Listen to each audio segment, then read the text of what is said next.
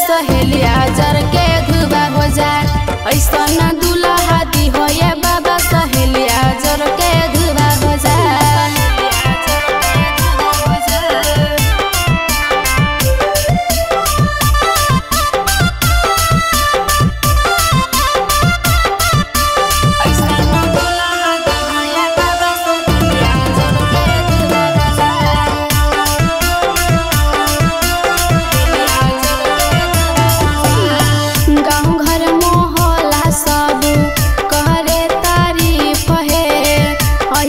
दामाद दीहा मम्मी हो जाए खुश है।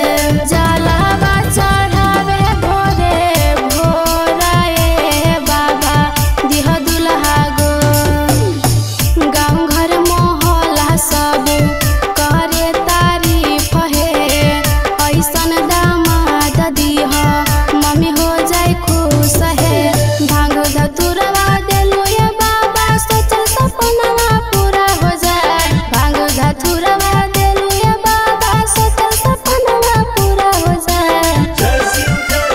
ऐसा न दूल्हा दी हो ये बाबा सहेलिया जर के धुबा हो जाए। ऐसा न दूल्हा दी हो ये बाबा सहेलिया जर के धुबा हो जाए।